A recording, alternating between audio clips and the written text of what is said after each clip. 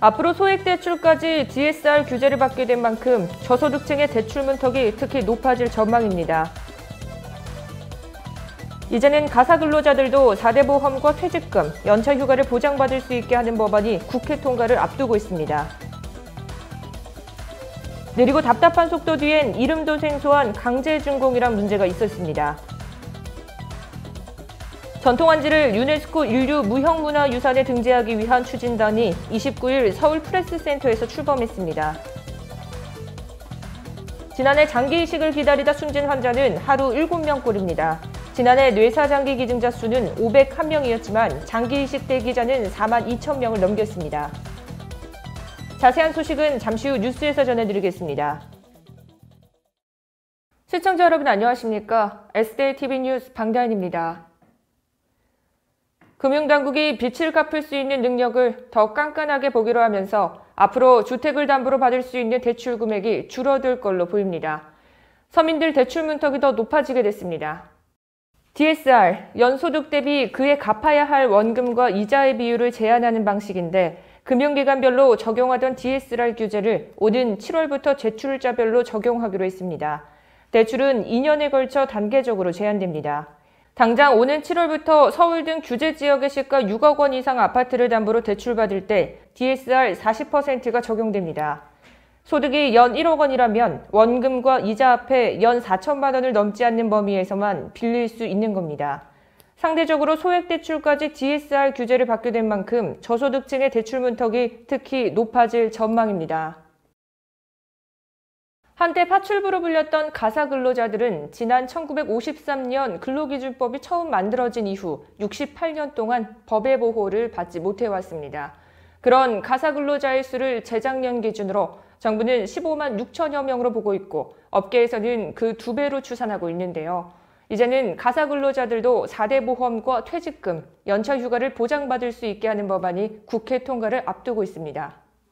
법이 통과되면 앞으로는 고용노동부 인증을 받은 가사서비스 제공기관이 가사근로자들과 근로계약을 맺는 한편 4대 보험과 연차 휴가, 퇴직금 등을 제공하게 됩니다. 지금처럼 직업소개서를 통한 노동력 제공도 병행되는데 이 경우에는 새 법의 적용을 받지 못합니다. 10기가를 쓰는데 실제 속도는 100분의 1밖에 안 나오더라. 최근 파장이 컸던 KT 인터넷 속도 논란입니다. 의혹 제기 사흘 만에 KT 구현모 대표가 직접 사과까지 하면서 일단락 되는 듯 했는데 그런 문제가 다 끝난 걸까요? 아닙니다. 지금도 온라인상에 우리 집도 계약했던 속도보다 느리다라는 불만글이 넘쳐나고 있습니다. 느리고 답답한 속도 뒤엔 이름도 생소한 강제준공이란 문제가 있었습니다. 고객이 신청한 만큼 실제 속도가 나오지 않더라도 KT가 인터넷을 그대로 개통해줬기 때문입니다. 강제준공은 고객이 요청하고 동의서를 받은 경우에만 가능합니다. 하지만 실제로는 설치기사가 KT에 요청하기만 하면 이유도 묻지 않고 가입을 승인해줍니다. 심지어 KT 프로그램에 오류가 나 아예 속도 측정을 못해도 그냥 개통해주는 강제준공이 전국적으로 이뤄지는 것으로 확인됐습니다. 이 같은 문제에 대해 KT에 인터뷰를 요청했지만 KT 측은 이를 거절했습니다. KT는 또 지난해 강제준공 가입자 수와 고객 동의 건수도 공개할 수 없다고 밝혔습니다. 전통한지를 유네스코 인류 무형문화유산에 등재하기 위한 추진단이 29일 서울 프레스센터에서 출범했습니다.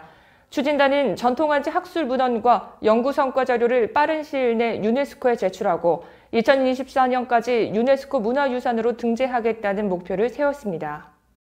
우리 사찰을 7곳과 서원 9곳을 유네스코 유산으로 등재시키는 역할을 했던 이배용 전 한국학중앙연구원장이 추진단장을 맡았습니다.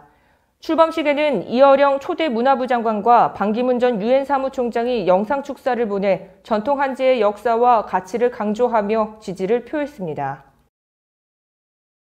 통계에 따르면 지난해 장기 이식을 기다리다가 숨진 환자는 하루 7명꼴인데요. 지난해 뇌사 장기 기증자 수는 501명이었지만 장기 이식 대기자는 4만 2천 명을 넘겼습니다. 코로나19 탓에 지난해 서약자 수는 6만 7,161명으로 전년보다 약 26% 감소했습니다. 국립장기조직혈액관리원 관계자는 코로나19로 대면 활동에 제약이 있어 홍보나 서약 등이 제대로 이루어지지 못했다고 설명했습니다. 새생명운동본부는 29일 오후 인천시 교육청 평생학습관 미추홀에서 각계 인사와 회원 등 90여 명이 참석한 가운데 정기총회를 겸한 이 취임식을 새생명 장기기증운동본부 홍보대사 방다은 아나운서의 사회로 진행했습니다. 이날 전임 정재훈 이사장에 이어 민창기 부이사장이 제5대 이사장으로 공식 취임했습니다. 신임 민 이사장은 취임사에서 편견 없는 생명 나눔 홍보 활동에 애쓰고 CMS 기부천사 등록 캠페인을 펼쳐 연내 1000명 후원 회원을 모집하겠다며 특히 운동본부 조직을 전국에 확대 개설하겠다고 말했습니다. 이상으로 뉴스를 마치겠습니다. 시청해주신 여러분 고맙습니다.